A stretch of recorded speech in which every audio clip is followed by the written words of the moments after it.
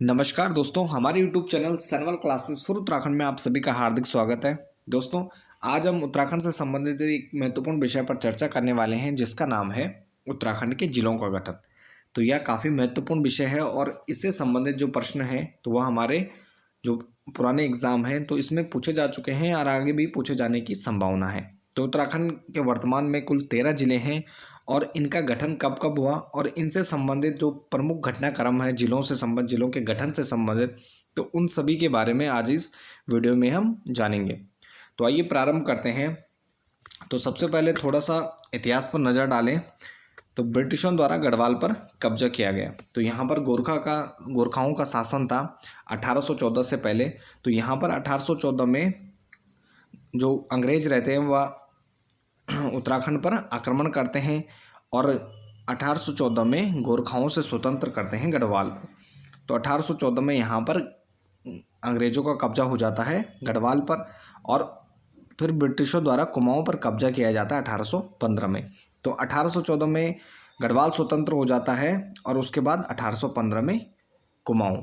तो इसके बाद यहाँ पर 1815 के बाद यहाँ पर ब्रिटिश शासन स्थापित हो जाता है और इसके साथ ही जो पंवार राज्य का पूर्वी भाग था, तो यानी जो पूर्वी गढ़वाल था और जिसमें श्रीनगर जो उनका राजधानी क्षेत्र थी, पंवारों की राजधानी थी, तो जिसमें श्रीनगर भी शामिल था, तो इस पर भी अंग्रेज़ों को कब्जा हो जाता है।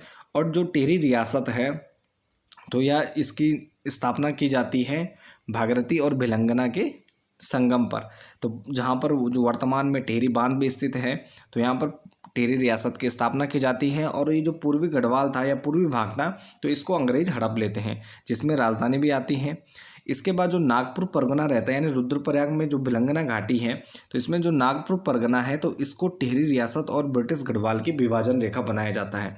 यानी नागपुर परगने का जो नागपुर परगना है तो इसका जो पूर्वी भाग है तो वह अंग्रेज़ों के कब्जे में और जो पश्चिमी भाग है तो वह टिहरी रियासत में या जो परमार शासक था तो उसके अधीन आ जाता है, यानी सुदर्शन शाह के अधीन आ जाता है। अब इसके बाद 3 मई 1815 को कुमाऊं के सबसे पहले कमिश्नर एडवर्ड गार्डनर की नियुक्ति की जाती है और इसके साथ ही कुमाऊं कमिश्नरी की स्थापना की जाती है। तो 3 मई 1815 को कुमाऊं कमिश्नरी की स्थापना हो जाती है और कुमाऊं जो कमिश्नरी बनाई गई यह स्वतंत्र कमिश्नरी नहीं थी। यह जो कमिश्नरी थी यह बोर्ड ऑफ रेवेन्यू फर्रुखाबाद के अधीन रखी गई। तो यानी यह स्वतंत्र जो कुमाऊं कमिश्नरी है तो इसकी स्थापना नहीं की गई 3 मई 1815 को, और इसको जो कुमाऊं कमिश्नरी इन्होंने बनाई तो इसको बोर्ड ऑफ रेवेन्यू फर्रुखाबाद के अधीन कर दिया गया। यहाँ पर पहले कमिश्नर एडवर्ड गार्डनर की नियुक्ति हो जाती है। अब इसके बाद जो यहाँ पर ब्रिटिश गढ़वाल का जो कुमाऊं की कमिश्नरी के अधीन जो ब्रिटिश गढ़वाल का क्षेत्र रहता है तो इसको जो एक कुमाऊं कमिश्नरी इन्होंने बनाई तो इसको कुमाऊं कमिश्नरी की एक तहसील या परगना बना दिया जाता है ब्रिटिश गढ़वाल को। तो यानी जो हमारा गढ़वाल क्षेत्र था जिसको अंग्रेज़ों ने पंवार शासक से हड़पा था तो उसको ब्रिटिश गढ़वाल को कुमाऊं कमिश्नरी का एक तहसील या परगना बना दिया जाता है और इस प्रकार से इसका शासन प्रशासन यहाँ पर चलाया जाता है। तो नवंबर 1815 में देहरादून को कुमाऊं से हटाकर सहारनपुर तहसील के रूप में शामिल किया जाता है। तो यह जो प्रमुख घटनाक्रम है कि 1814 में गढ़वाल पर कब्जा, 1815 में कुमाऊं पर कब्जा और सबसे पहले कमिश्नर एडवर्ड गार्डनर की नियुक्ति, कुमाऊं कमिश्नरी की स्थापना हो गई, बोर्ड ऑफ रेवेन्यू फर्रुखाबाद के अधीन कर दिया गया। और इसके साथ ही जो ब्रिटिश गढ़वाल रहता है जिसमें श्रीनगर जो राजधानी रहती है, राजधानी क्षेत्र भी शामिल रहता है पंवारों की, तो इसको कुमाऊं कमिश्नरी की एक तहसील या परगना बना दिया जाता है।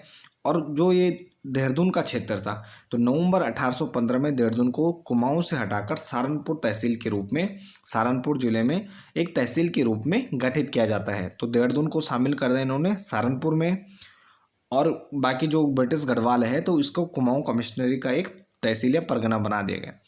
इसके बाद 1825 में देहरादून को फिर इन्होंने मेरठ मंडल में शामिल कर दिया। तो 1825 में देहरादून को मेरठ मंडल के अंतर्गत शामिल कर दिया जाता है। और इससे पहले हरिद्वार रहता है, हरिद्वार का क्षेत्र रहता है, तो यह पहले से ही सहारनपुर का हिस्सा रहता है। तो यह पहले से ही सहारनपुर का हिस्सा है 1815 में। तो कुमाऊं से हटाकर देहरादून को सहारनपुर की तहसील के रूप में गठित कर दिया जाता है और उसके बाद 1825 में इसे मेरठ मंडल का हिस्सा बना दिया जाता है। अब इसके बाद यहाँ पर 1825 के बाद 1839 यानी 1839 का साल हमारे लिए महत्वपूर्ण है। यहाँ पर जो कुमाऊँ कमिश्नरी रहती है, तो यहाँ पर कुमाऊँ कमिश्नरी को स्वतंत्रता प्रदान की जाती है और इसका औपचारिक रूप से गठन किया जाता है। तो 1839 में कुमाऊँ कमिश्नरी का औपचारिक रूप से गठन होता है और इसके साथ ही जो ब्रिटिश गढ़वाल था या जो कुमाऊँ की तहसील के रूप में या परगने के रूप में बनाया गया था, तो इसको भी जिला बना दिया जाता है। तो जिले का गठन हो जाता है 1 फरवरी 1839 को। तो ब्रिटिश गढ़वाल नामक नए जिले का गठन हो जाता है 1 फरवरी 1839। अब इसके बाद 1839 में ब्रिटिश गढ़वाल को जिला बना दिया गया। तो इसके बाद इसकी जो मुख्यालय रहता है गढ़वाल जिले का, तो ब्रिटिश गढ़वाल का जो मुख्यालय था वह प्रारंभ में श्रीनगर में था, लेकिन इसके बाद 1840 में क्या करते हैं कि गढ़वाल जिले का जो मुख्यालय श्रीनगर में था, तो उसको स्थानांतरित कर पौड़ी ले जाया गया। तो गढ़वाल मंडल का जो गढ़वाल जिले का जो मुख्यालय था, तो उसको पौड़ी स्थानांतरित कर दिया गया 1840 में। इसके बाद 1840 में अगर हम स्थिति देखें, तो यहाँ पर जो ब्रिटिश काल है, तो यहाँ पर स्थिति क्या रहती है कि कुमाऊँ जनपद, कुमाऊँ कमिश्नरी में कुमाऊँ जनपद रहता है, उसके अलावा पौड़ी गढ़वाल जिला रहता है और साथ में हमारे यहाँ पर टेरी रियासत देखने को मिलती हैं।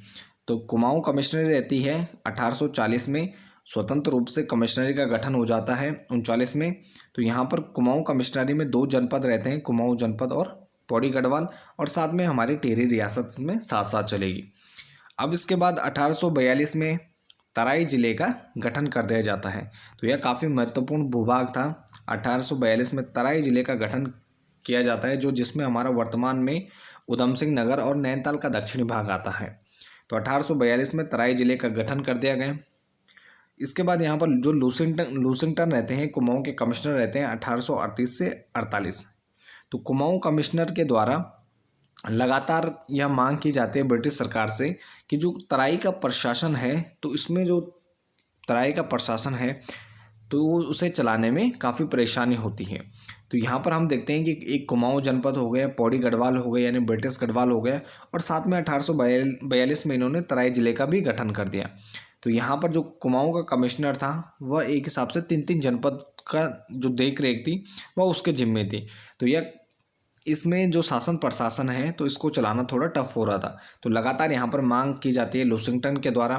तो इस मांग को देखते हुए जैसे ही लूसिंगटन 1848 में उसकी जगह दूसरा कमिश्नर बनता है, तो उसके बाद 1848 में तराई जिले को कुमाऊँ के ज़िले से हटाकर, यानी जो कुमाऊँ कमिश्नरी में ज़िला था, तो तराई जिले को कुमाऊँ कमिश्नरी से हटाकर एक स्वतंत्र जिला बना दिया जाता है और इसका प्रशासक वाल्टन को बनाया जाता है। तो तराई जिले को स्वतंत्र रूप से रखा जाता है और इसका प्रशासन एक ब्रिटिश अधिकारी वाल्टन को बनाया जाता है। इसके बाद 1842 में देहरादून का जो देहरादून का क्षेत्र था, तो इसे सहारनपुर जिले यानी मेरठ मंडल में शामिल किया गया। तो यह सहारनपुर जिले के अंतर्गत शामिल हो जाता है 1842 में। इसके बाद 1870 का जो साल है यह काफ़ी महत्वपूर्ण है कि जो तराई जिला रहता है, तो यहाँ पर काशीपुर जो क्षेत्र है, तो तराई जिले में काशीपुर को शामिल किया जाता है 1870 में। 1870 में काशीपुर को तराई जिले में शामिल कर दिया जाता है। इसके बाद 1871 में देहरादून को एक जिले के रूप में गठित किया जाता है। प्रारंभ में देहरादून का क्षेत्र था, तो यह स्वतंत्र रूप से जिला नहीं बना था।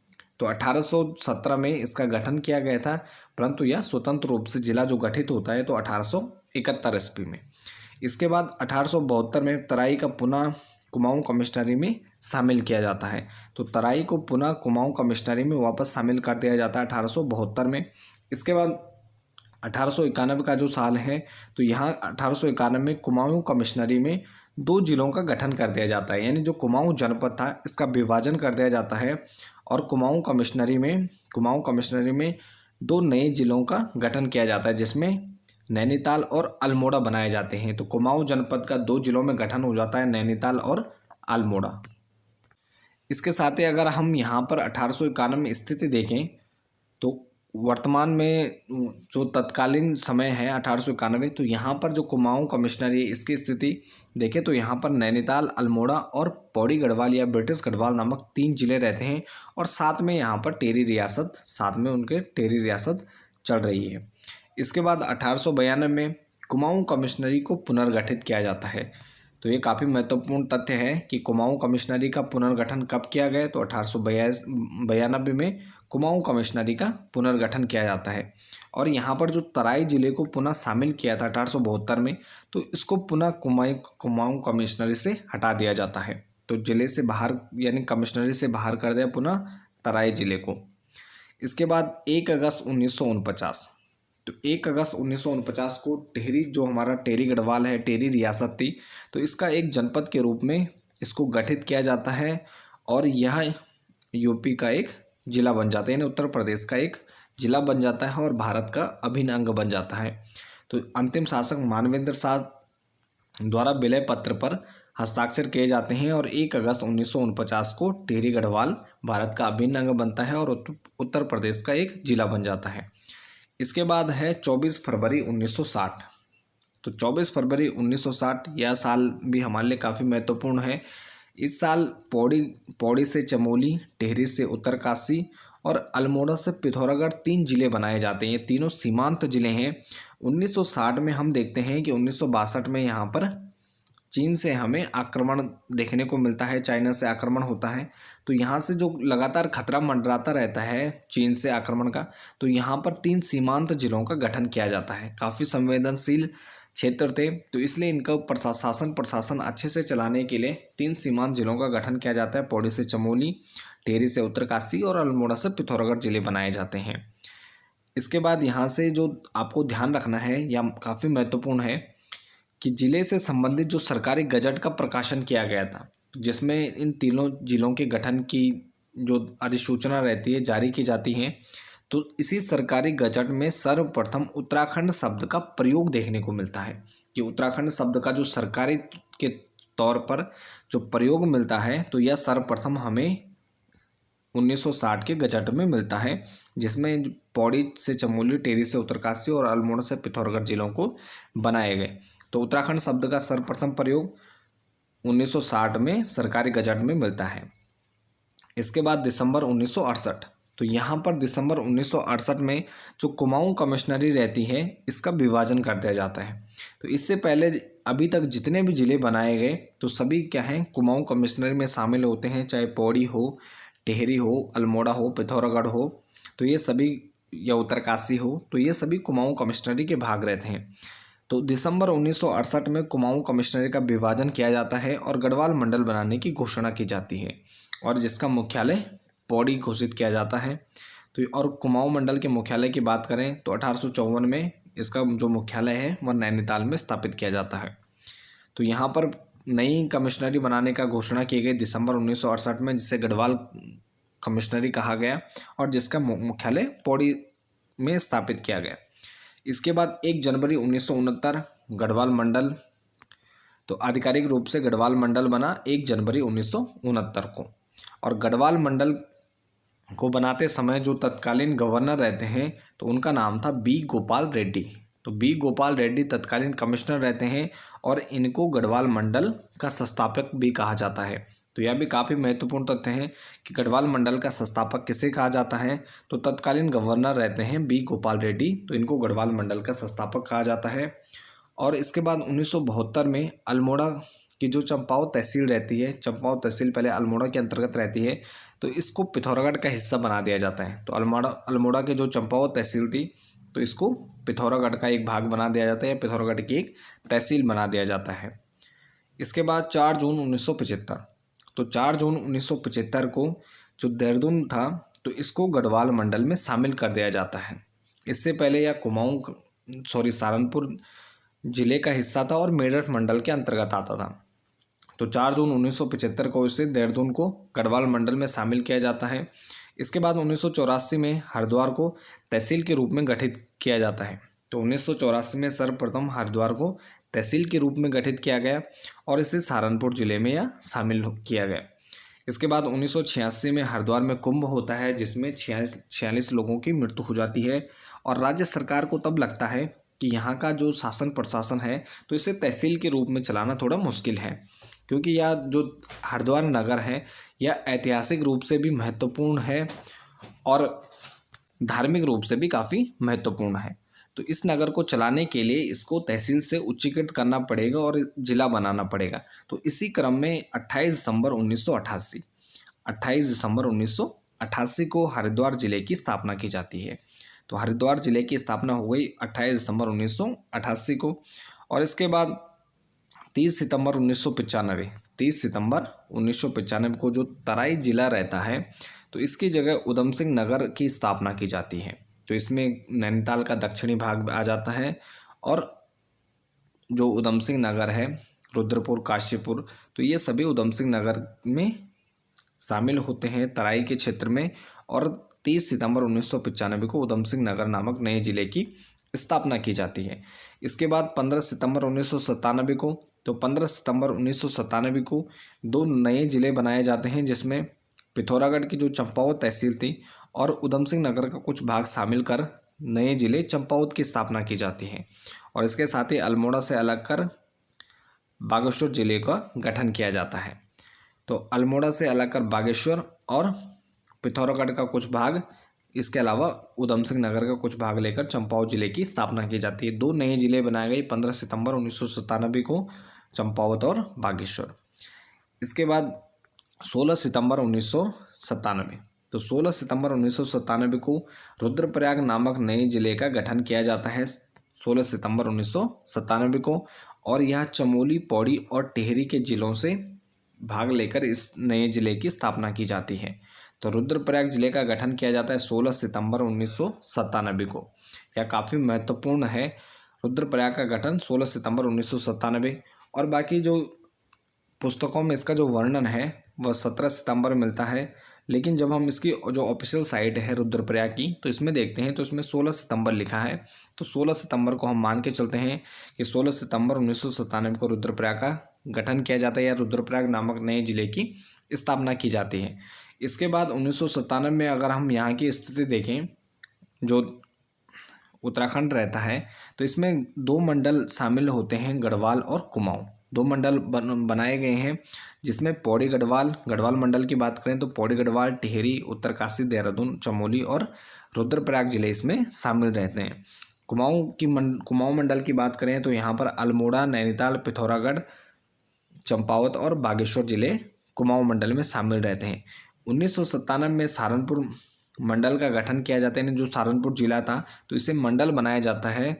और इसमें जो हरिद्वार था तो वह सहारनपुर मंडल का ही हिस्सा रहता है। इसके बाद जब 9 नवंबर 2000 को हमारा पृथक राज्य उत्तराखंड बनता है, तो इसके साथ ही जो हरिद्वार और उधम सिंह नगर रहते हैं, तो ये दो जिले इसमें राज्य बनने के साथ ही शामिल हो जाते हैं। तो इससे पहले ये जो कुमाऊं और गढ़वाल मंडल थे, तो ये इसके हिस्से नहीं रहते हैं। ये काफ़ी महत्वपूर्ण तथ्य है, आपको ध्यान रखना है कि 9 नवंबर 2000 को राज्य बनने के साथ ही हरिद्वार और उधम सिंह नगर को तब हमारे उत्तराखंड में शामिल किया गया। तो इसके बाद राज्य गठन के बाद वर्तमान में जो हमारे ज़िले हैं, तो यहाँ पर 13 ज़िले हैं। और इन 13 ज़िलों को याद करने की एक शॉर्ट ट्रिक है। तो इसका जो फॉर्मूला है या सूत्र है, तो इसको कहते हैं उटी देह चनय अपि पोरु उबाच। तो इसको जो 13 जिले हैं इनको याद करने का एक शॉर्ट ट्रिक है, उटी देह चनय अपि पोरु उबाच। तो इसमें ऊ से उत्तरकाशी, टी से टिहरी, दे से देहरादून, हा से हरिद्वार, चा से चंपावत, नै से नैनीताल, आ से अल्मोड़ा, पी से पिथौरागढ़, पौ से पौड़ी, रू से रुद्रप्रयाग, ऊ से उधम सिंह नगर, बा से बागेश्वर और चा से चमोली। तो ये जो 13 ज़िले हैं, तो इनको एक साथ याद करने के लिए आप इस सूत्र को याद कर लीजिए, तो ये आपको याद हो जाएगा। तो ये थे हमारे ज़िलों से संबंधित कुछ महत्वपूर्ण तथ्य और ज़िलों के गठन के बारे में कि कौन सा ज़िला कब कब बना। तो इसके साथ ही इस वीडियो को यहीं पर समाप्त करते हैं। बाकी आप बने रहें चैनल के साथ। धन्यवाद।